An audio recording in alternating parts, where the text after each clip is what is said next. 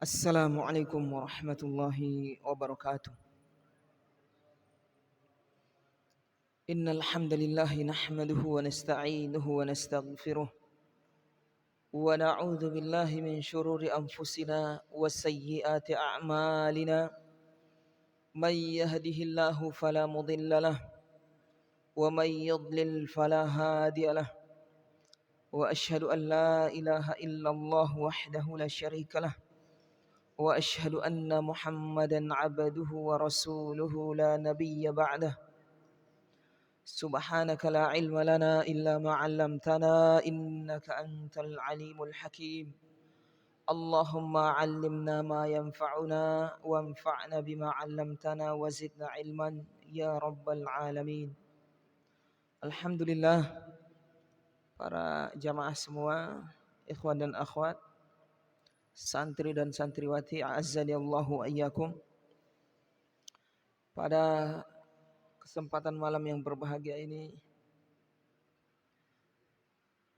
Allah Subhanahu wa taala mempertemukan kita kembali di majelis yang sama. Namun pada malam ini kita akan membuka kitab yang baru, pelajaran baru atau kitab baru, karena kitab yang sebelumnya sudah selesai alhamdulillah, yaitu Syurutus Shalah, yang membahas tentang syarat sah salat, kemudian rukun-rukun salat, kemudian perkara yang wajib di dalam salat. Adapun kitab yang akan kita pelajari pada malam ini dan seterusnya insyaallah, mudah-mudahan Allah Subhanahu wa taala memberikan kepada kita kesempatan, hidayah, kesehatan untuk bisa menyelesaikan mempelajari kitab ini. Kitab ini Asy-Syaikh Muhammad bin Abdul Wahhab, penulisnya sama seperti Syurutus Shalah, tidak memberi judul terhadap kitab ini. Namun oleh ulama-ulama setelahnya atau para murid-murid beliau memberi judul dengan Adabul Masyi ila Shalah, adab-adab berjalan menuju salat. Adab-adab berjalan menuju salat. Kalau kita lihat judul ini, itu adalah merupakan salah satu judul bab awal kitab ini. Karena Asy-Syaikh Muhammad bin Abdul Wahhab tidak memberi judul terhadap kitab ini, maka murid-murid beliau rahimahullahu taala memberi judul dengan awal bab. Jadi bab yang pertama kitab ini namanya Adabul Masyi ila Shalah, adab-adab berjalan untuk mendatangi salat. Kemudian isi kitab ini yaitu berbicara tentang salat, fikih salat, kemudian fikih zakat, kemudian fikih puasa.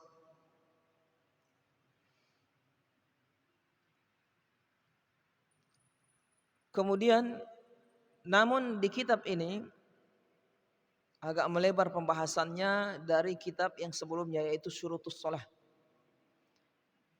Di Syurutus Shalah hanya menyebutkan pembagian-pembagian, mana perkara yang wajib, mana perkara yang rukun, mana syarat sah salat. Di kitab ini agak lebar, rinci. Dia menyebutkan tata cara salat yang benar. Kalau di Syurutus Shalah tidak menyebutkan tata cara salat, cuma menyebutkan pembagian perkara yang penting di dalam salat. Jadi sangat sesuai, munasib.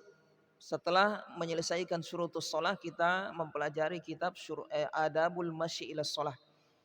Jadi sini sudah menyebutkan secara rinci atau agak rinci pembahasan tentang salat, sifat salat Nabi Muhammad SAW, kemudian adab-adab pergi ke masjid. Kemudian disebutkan juga perkara tentang sholat sunnah, disebutkan juga sholat jamaah di sini. Jadi sudah mulai melebar. Kemudian setelah fikih sholat, beliau menyebutkan juga fikih tentang zakat, perkara yang penting yang beliau sebutkan. Kemudian fikih puasa, haji tidak. Taib ya ikhwah, kita mulai dari bab awal di kitab ini. Bismillahirrahmanirrahim. Asy-Syaikh Muhammad bin Abdul Wahhab rahimahullahu taala memulai tulisan beliau dengan Bismillahirrahmanirrahim. Karena kebiasaan Al-Quran memulai di setiap surat dengan Bismillahirrahmanirrahim. Kemudian kebiasaan Rasulullah SAW juga ketika menulis surat, memulai surat beliau dengan Bismillahirrahmanirrahim. Demikian juga kebiasaan para nabi-nabi sebelumnya, ketika mengirim surat memulai dengan Bismillahirrahmanirrahim. Seperti yang diceritakan oleh Allah dalam Al-Quran tentang Nabi Sulaiman mengirim surat kepada Ratu Saba. Kemudian kebiasaan para ulama-ulama setelahnya. Ulama setelahnya juga demikian. Menulis risalah, menulis kitab dengan Bismillahirrahmanirrahim. Jazakallah khairan. Jadi tidak perlu kita permasalahkan ini apa hukum mengucapkan bismillah ketika memulai menulis. Demikian juga memulai perkara yang baik. Kita juga disunnahkan ketika memulai mengerjakan perkara yang baik adalah dengan membaca bismillah. Kecuali perkara yang buruk seperti ingin bermaksiat, melakukan maksiat, perkara yang makruh tidak disyariatkan membaca bismillah. Mau minum balok bismillah tidak boleh. Mau merokok bismillah. Nah, itu perkara yang dilarang oleh syariat, tidak disyariatkan. Bahkan bisa jadi ini masuk ke dalam pelecehan terhadap syariat Islam. Jadi perkara yang baik, apa saja yang baik? Mengenakan pakaian, melepas pakaian, baca bismillah. Masuk masjid, masuk rumah, keluar rumah, naik kendaraan, mau menghidupkan kendaraan, kecuali dia niatkan ingin melakukan maksiat, tidak boleh baca bismillah. Apa saja. Termasuk juga kajian seperti ini, kita duduk memulai bismillah, bismillahirrahmanirrahim. Tujuannya apa? Disebutkan oleh para ulama. Yang pertama, agar pekerjaan yang kita kerjakan itu, yang kita mulai dengan bismillah, diberkahi oleh Allah Subhanahu wa taala. Yang kedua, dibantu, ditolong, diberkahi dan ditolong oleh Allah Subhanahu wa taala. Karena bismillah, ba yang ada di situ ada dua makna. Yang pertama ba musahabah, yang kedua ba isti'anah. Dalam bahasa Arab ba banyak makna. Banyak makna. Ada ba di antaranya ba musahabah, ada ba isti'anah. Seperti kita katakan katabtu bil qalam. Saya menulis bil qalam dengan pena. Ini ba isti'anah namanya. Menggunakan suatu, meminta bantuan kepada suatu untuk mempermudah pekerjaannya. Katabtu bil qalam, ini ba isti'anah. Tapi kalau kita katakan marartu bi Muhammadin, saya berpapasan dengan Muhammad, berarti ada musahabah, kebersamaan di situ. Berpapasan maksudnya bersamaan, pas ketemu. Jadi ba di sini bismillah ada dua makna. Yang pertama isti'anah, memohon pertolongan. Yang kedua musahabah. Kalau kita maknakan isti'anah berarti kita memohon pertolongan kepada Allah dengan menyebutkan nama Allah bismillah, dengan menyebut nama Allah. Allah menolong kita, akan menolong kita dari amalan yang kita kerjakan. Kemudian juga musahabah, yaitu Allah membersamai kita, yaitu memberkahi. memberkahi usaha kita. Taib, kata beliau, adabul masyi ila shalah. Bab yang pertama, adab-adab berjalan untuk sholat, untuk melakukan sholat. Adab-adab berjalan untuk melaksanakan sholat. Bagaimana adabnya akan beliau terangkan di kitab ini. Kata beliau, yusannul khuruju ilaiha mutatahhiran. Disunnahkan keluar dari rumah untuk melaksanakan sholat mutatahhiran, dalam keadaan sudah bersuci, bi khusyu'in, dalam keadaan penuh khusyuk. Sunnah hukumnya. Jadi kita keluar dari rumah menuju masjid untuk melaksanakan sholat, disunnahkan dalam keadaan seperti ini. Yang pertama, mutatahhiran, sudah bersuci.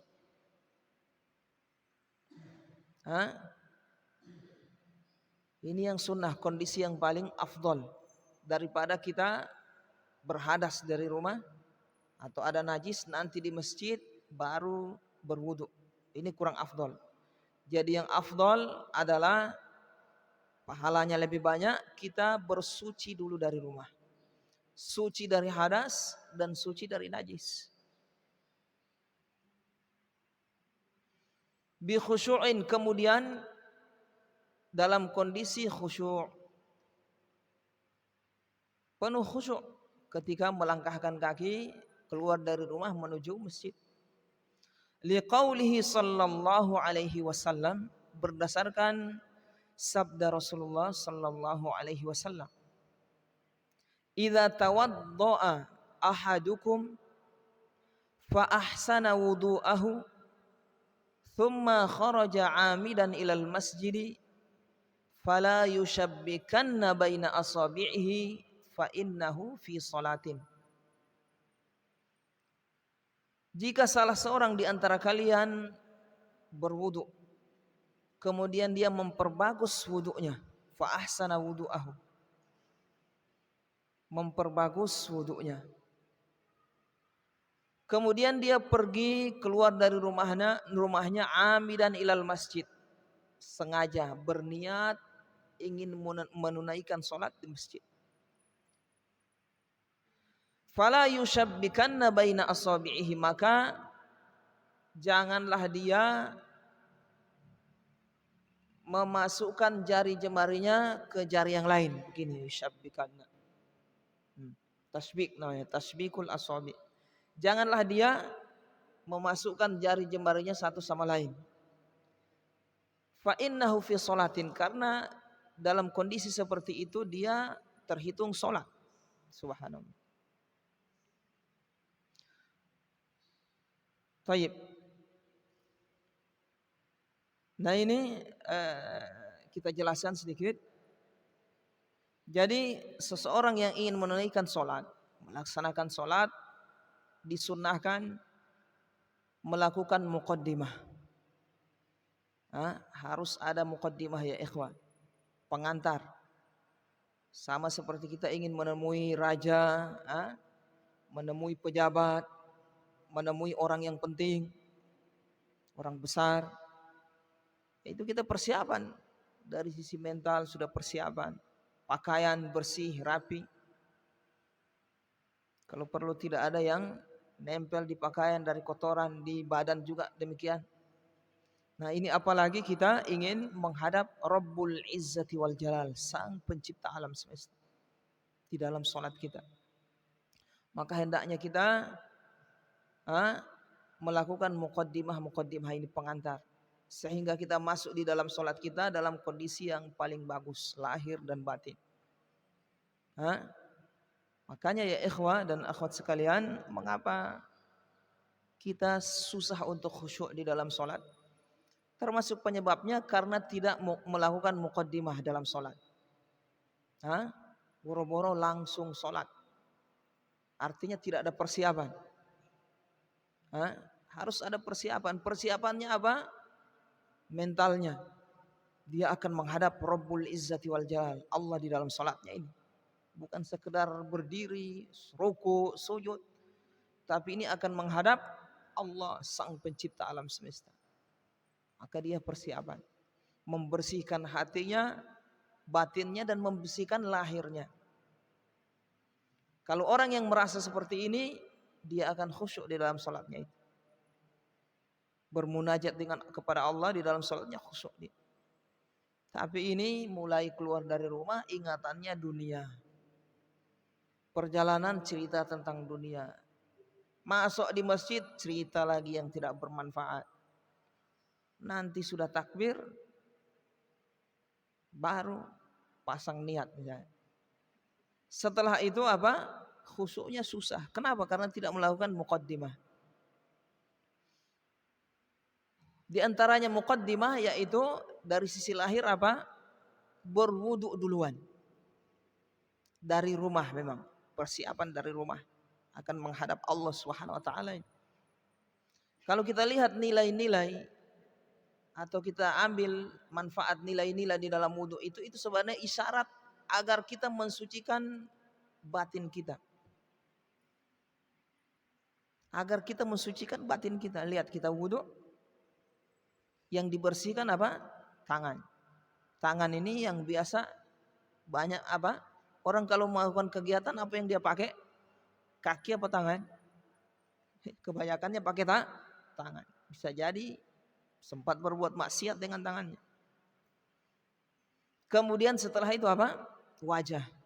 Di wajah itu ada mata, ada mulut, ada hidung.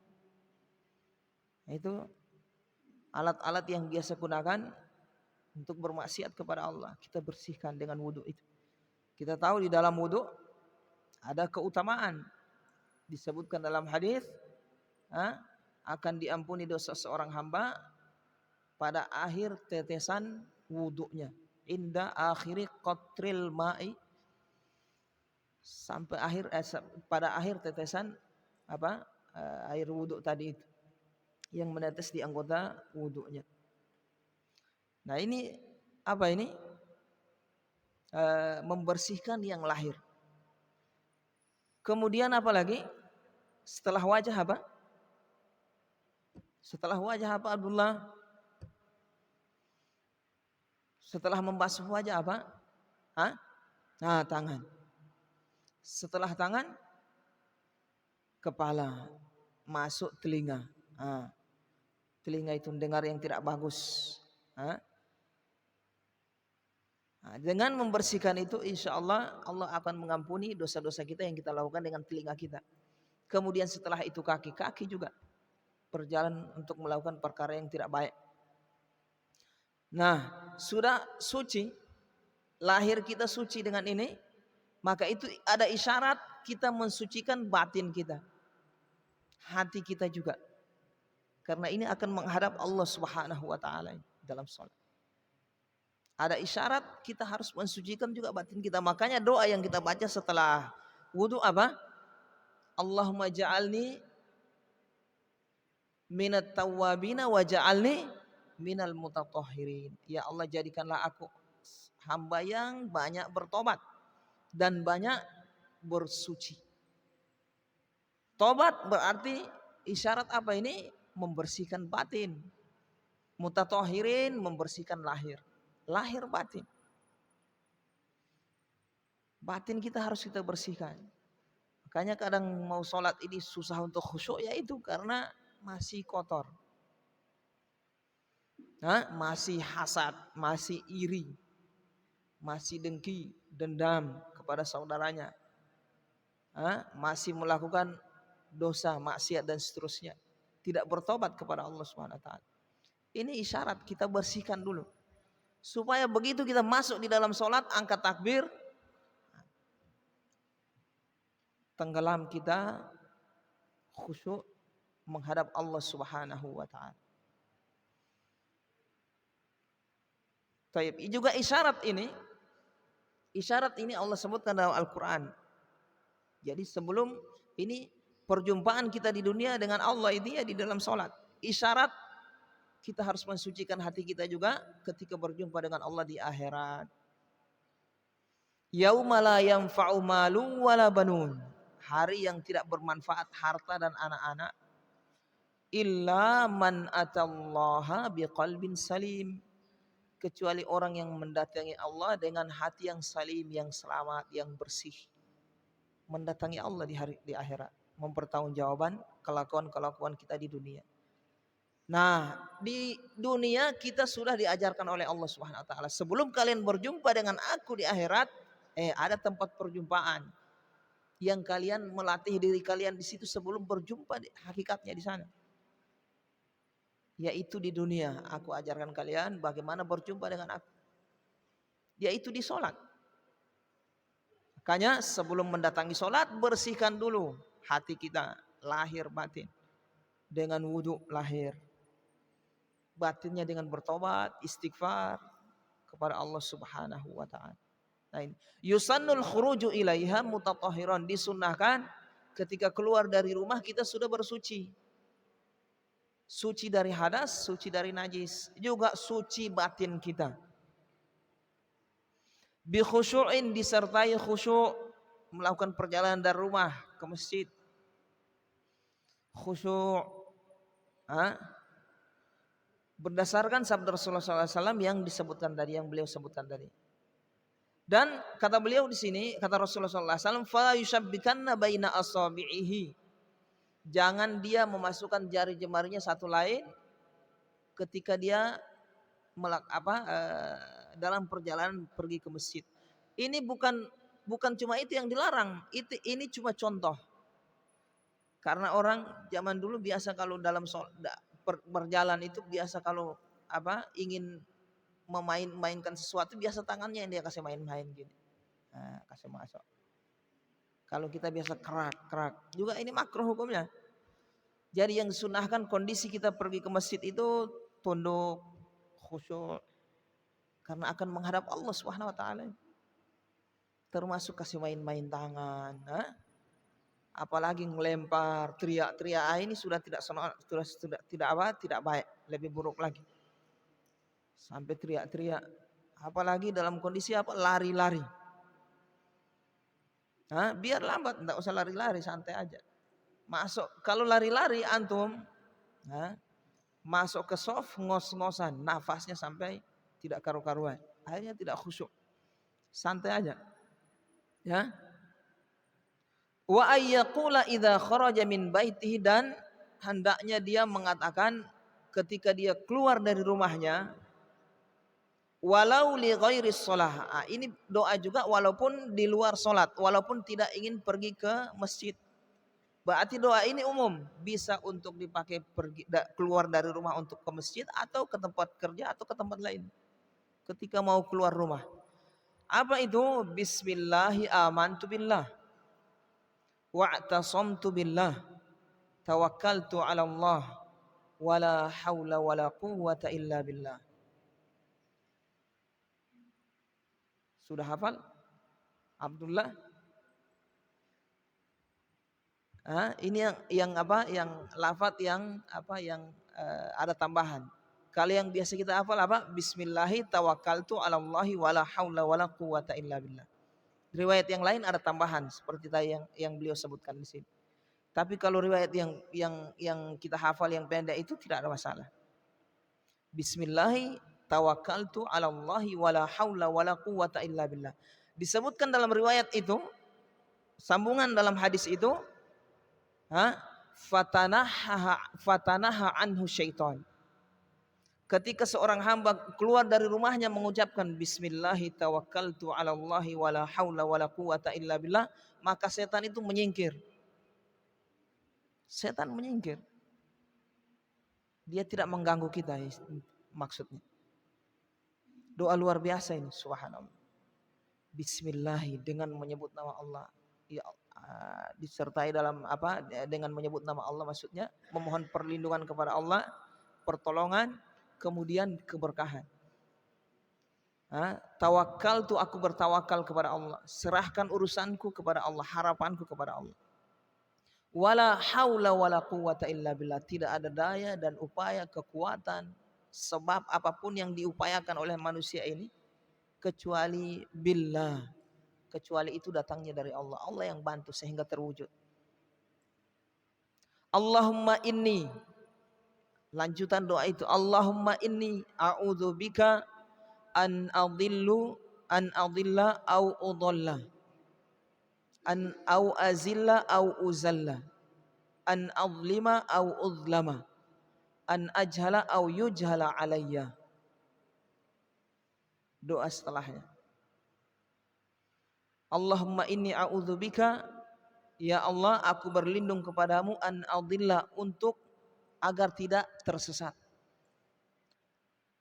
an adilla, agar tidak menyesatkan, au udalla, atau dan agar tidak disesatkan. Keluar dari rumah ini agar tidak menyesatkan orang lain, an udilla au udalla, agar tidak menyesatkan orang lain dan agar tidak disesatkan, au azilla, dan tidak tergelincir, au uzalla, dan tidak au azilla, dan tidak menggelincirkan orang lain, au uzalla, atau tidak tergelincirkan oleh orang lain, au azlima, tidak menzolimi orang lain, au uzlama, dan tidak dizolimi, au ajhala, tidak melakukan kejahilan, kebodohan, au yujhala alaiha, atau tidak dibodoh-bodohkan. Ini doa keluar dari rumah ini, mau ke masjid atau ke tempat lain.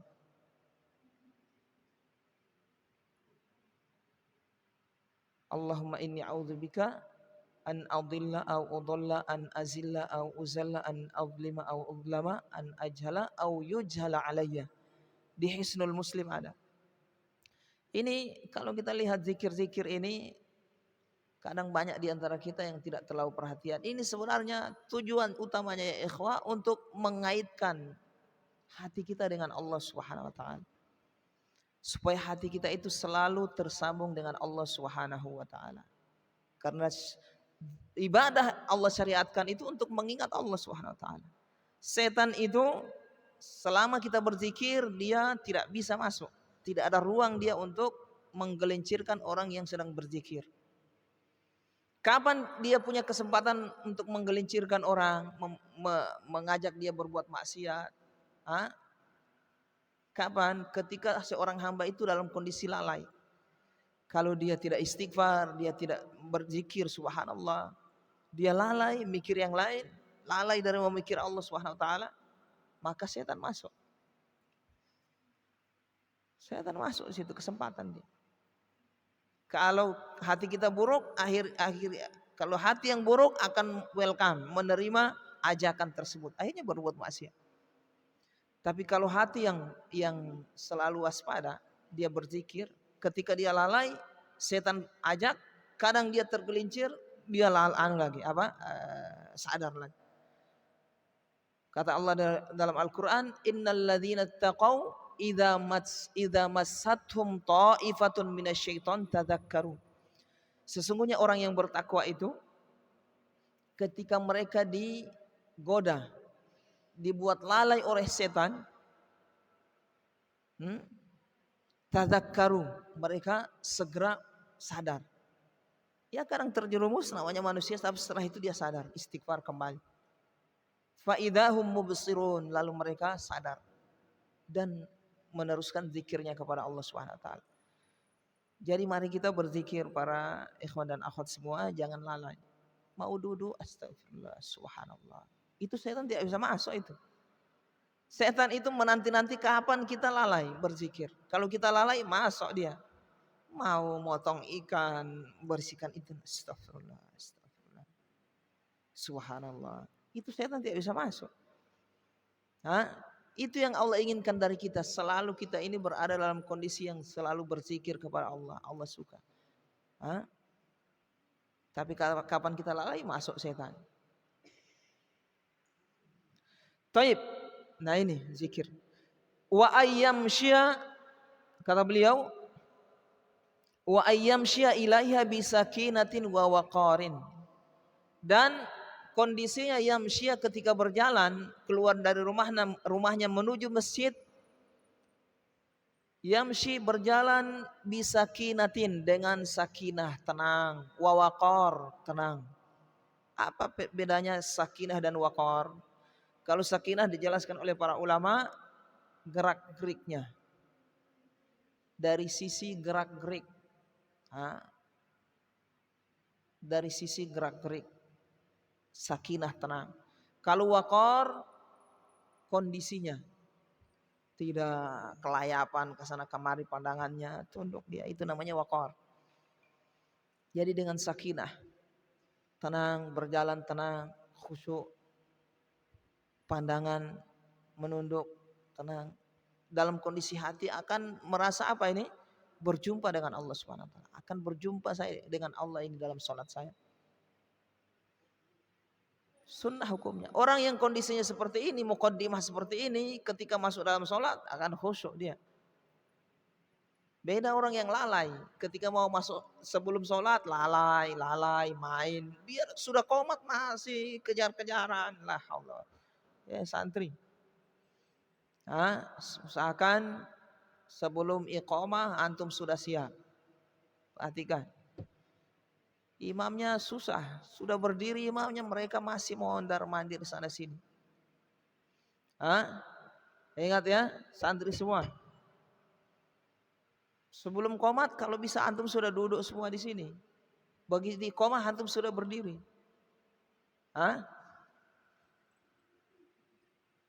Iqamah pun masih kejar-kejaran. La haula wala quwata illa.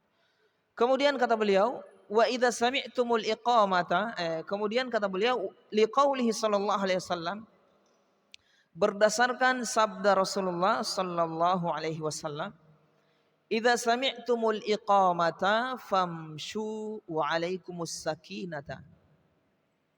Jika kalian mendengar iqamah, sementara ke masjid atau dari rumah sudah dengar iqamah, famshu maka tetap berjalan, wa alaikumus sakinah tetap tenang, tidak usah tergesa-gesa atau bahkan lari-lari, bahkan la haula wala quwwata. Wa alaikumus sakinah fama adraktum fasallu. Apa yang kalian dapat begitu masuk masjid, dapat fasallu, salat. Wa ma fatakum faqdu. Apa yang terluput sempurnakan. Kalau masbuk ya sudah sempurnakan, tidak ada masalah. Tidak dosa. Orang masbuk itu tidak dosa. Yang bisa masuk dosa adalah melanggar larangan. Apa larangannya? Tergesa-gesa. Tergesa-gesa sampai lari-lari ingin mengejar rakaat, lari dari perjalanan, lari-lari ngos-ngosan, itu kan dilarang oleh Rasulullah SAW.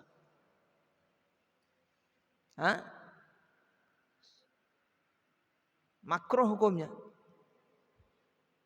Taib. Jadi santai saja, apa yang terluput kita sempurnakan, tidak ada masalah. Yang penting kita sudah mengamalkan sabda Rasulullah SAW untuk tenang menuju masjid. Wa ayyuqariba baina khutahu. Dan termasuk sunnah kata beliau ayyuqariba,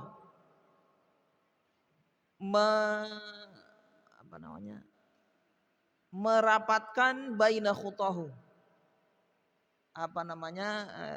langkah kakinya. Artinya jangan apalagi sampai lari-lari, jangan terlalu dibuka lebar kakinya supaya semakin banyak pahalanya. Karena setiap bahasa Indonesia?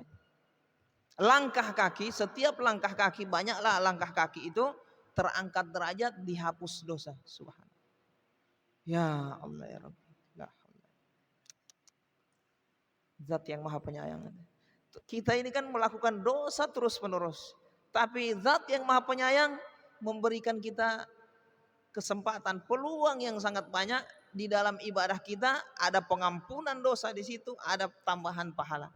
Di antaranya langkah kaki kita dari rumah itu, mungkin kita melakukan dosa dari mulai pagi, ada dosa yang kita bikin, akan terhapus lagi dengan langkah kaki tadi. Masuk lagi zuhur, masuk asar, masuk maghrib, masuk isya. Subhanallah. sampai sebelum tidur. Nah, itu muhasabah lagi sebelum tidur. Jangan sampai ada dosa yang kita belum bertobat kepada Allah, kita tobat supaya tidur dalam keadaan sudah hati yang bersih. Jadi di langkah kakinya dikasih dekat, diperdekat. Jangan kasih langkahnya terlalu besar supaya nanti setiap langkah dihitung dosa, dihapus dosanya dan dinaikkan derajatnya. Subhanallah. Dapat pahala. Kalau misalnya kita ini dikatakan, saya kasih uang kamu berapa? 10.000, satu langkah kamu ke masjid dari rumah, setiap langkah saya kasih uang 10.000. Kita akan berusaha bagaimana kasih sedikit itu. Kalau perlu, ya kan? Kenapa dikasih duit 10.000 ini? Subhanallah. Tapi ini bukan duit, ini pahala. Juga diampuni dosa, penghapusan dosa. Subhanallah. Nanti di akhirat ya ikhwah dan akhwat semua, keutamaan yang kita lakukan, janji yang Allah sebutkan semua itu dari amalan yang kita lakukan, itu nanti kita akan tercengang ketika di akhirat kelak nanti. Di akhirat kelak kita akan tercengang melihat balasan dari Allah Subhanahu wa taala. Terampuninya dosa dan pahala itu seperti apa. Luar biasa itu pahala. Yauma yafirrul mar'u min akhi. Pada hari yang seseorang itu lari dari saudaranya. Wa ummihi wa abi, lari dari ibunya, ayahnya. Dijelaskan oleh para ulama dalam kitab tafsir. Kenapa orang lari dari ayahnya, lari dari ibunya? Karena dia tidak mau pahalanya dia dikasih ke orang lain. Hatta kepada ibunya dia tidak mau. Subhanallah. Ibu tidak mau, lari. Kenapa lari? Orang menjauh, saling menjauh karena pahalanya ini dia tidak mau kasih ke orang lain. Kenapa? Jangan sampai ini yang tidak menyebabkan saya masuk surga kalau berkurang pahala saya. Berharga sekali. Belum terlihat nanti di akhirat itu. Nah itu. Ya wa ayyuqariba baina khutahu, dia memperdekat-dekat langkahnya. Karena di setiap langkah itu ada dosa yang terampuni dan ada pahala yang bertambah di situ. Wa yaqulu Allahumma inni as'aluka bihaqqi sa'ilina 'alaika wa bihaqqi mamsyaya hadza fa inni lam akhruj asyarran wala bataran wala riya'an wala sum'atan kharajtu ittiqa'a sakhatik wa ibtigha'a mardatik as'aluka an tanqudhani minan nar wa an taghfira li dhunubi jami'an innahu la yaghfiru dhunuba illa ant wa yaqulu. Tapi doa ini adalah diriwayatkan dengan hadis yang dhaif karena dalam periwayat rawinya ada Atiyah al-Aufi wa huwa Syi'i, orang yang punya pemikiran Syiah, mudallis lagi. Hadisnya dhaif ya riwayat ini. Tapi kemudian beliau Syekh Muhammad bin Abdul Wahhab menyebutkan riwayat yang lain. Doa yang lain, Allahumma ja'al fi qalbi nuran wa fi lisani nuran. Nah, ini hadisnya sahih. Wa fi basari nuran wa fi sam'i nuran wa amami nuran wa khalfi nuran wa an yamini nuran wa an shamali nuran wa fawqi nuran wa tahti nuran Allahumma a'tini nuran. Kalau ada yang hafal lafadznya lain, memang ada riwayat lain juga. Allahumma ja'al fi qalbi nuran wa fi lisani nuran wa fi sam'i nuran. Ya Allah, jadikanlah cahaya di telingaku, pendengaranku, mataku, depanku, belakangku, atasku, sebelah kiri, sebelah kanan, atas, bawah. Ya Allah, berikanlah aku cahaya semua ini.